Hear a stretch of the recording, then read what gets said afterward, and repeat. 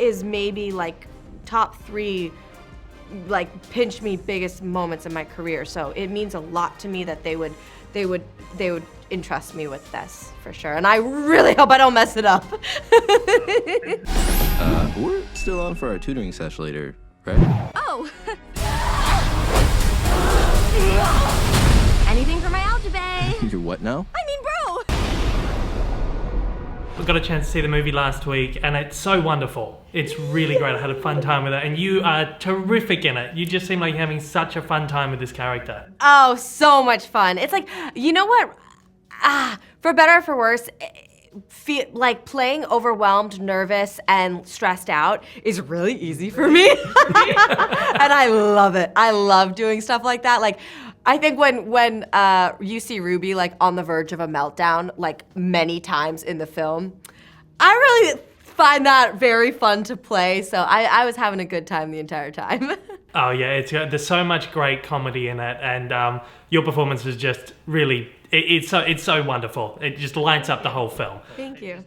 You've done a couple of sort of smaller voice roles before, sort of like TV little spots and stuff, but this is your first major role in animation, and it's for a big DreamWorks movie.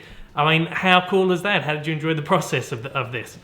It's so cool. It's so cool. I had such a fun time doing this, and I learned so much about the process, which I didn't realize how solitary it would be. Like, I still haven't met any of the other casts. Wow. Even though we're in this fully finished movie together. I did 4 4-hour sessions in total over the course of 2 years or so. And the script would shift a little bit each time, and the character would develop a little bit each time. And to be able to go into a sound booth in your pajamas, looking like a real grub, and go over the top and be ridiculous for 4 hours at a time was so much fun. And have the director, instead of being like, no, we need to pull that back, being like, can you actually just give it a little bit more? That was really fun to do. Of course, DreamWorks has a long tradition of really great female characters, and you now get to join in on that legacy. Ruby is the first DreamWorks movie with the female character in the title in something like over 40 films. How is that for you to be able to claim that? It's crazy! It's crazy! Oh my God. It's funny because I didn't know that until recently. So I've been recording this film for like about 3 years, but there's been many iterations of it, and at first it wasn't even titled this. And so I didn't know until very recently, and I'm glad I didn't know, because I think if I had known that going into it, there would have been like, I would have just talked myself into a frenzy and like put a lot of pressure on myself. So I'm really happy that no one told me until recently, but I'm really, really, really honored. And I have to say that working with DreamWorks has been nothing but a dream, and also that is maybe like top 3 like pinch me biggest moments in my career. So it means a lot to me that they would entrust me with this for sure. And I really hope I don't mess it up. Oh, absolutely not. No, like I said, you're so wonderful in it, and just embrace that. That's really, really cool. Thank you. She's a very different kind of leading lady than we've seen, I guess, in any sort of animation. As you said, she's a bit insecure, she's a bit stressy, she's very rebellious, and she's a lot younger, I guess, than some of the leading ladies we've seen in animation as well. Tell me what it's like to tackle the character and be able to craft what I guess is like a very real modern character. Oh, what a great question. Not just her, but our film in general as a whole, we really wanted there to be, like, there's something in it for everyone. And we really wanted our viewers to feel that they could relate to the characters and relate to just like besides the fact that it's krakens and mermaids, we wanted the emotional journey to feel very realistic in a fantastical world. And so making sure that we portrayed like a realistic mother-daughter relationship, that was really important to us, because I think in animation you can often, maybe it's a perfect mother-daughter relationship or a horrible mother-daughter relationship, but there's never like one that feels like actually realistic to what it's like, where you can love your mom and you can also hate her at the same time. And so I think that it was important for us to like ground the film emotionally in universal kind of like struggles and themes, while also, you know, of course, becoming a huge Kraken and fighting mermaids, like so. Alexis from Schitt's Creek is very heightened character. A lot of voice work went into that. I promised myself I wasn't going to bring up Schitt's Creek. I love the show. You are so wonderful in it. Thank you. But that's such a heightened character, and a lot of voice work goes into that as well. Do you kind of feel like you knew your way around sort of that kind of element of using your voice to help you develop a character, and did it help you with the process of the movie? For sure. I think that, I mean, there's definitely a little crossover. There's a little bit Alexis in Chelsea, that's for sure. But I mean, I learned so much from Catherine O'Hara working on Schitt's Creek, and she changed her voice so much to be Moira. And, you know, changed the way she held herself, the way she walked, the way she talked, and she's just so good at character building. I learned so much from her.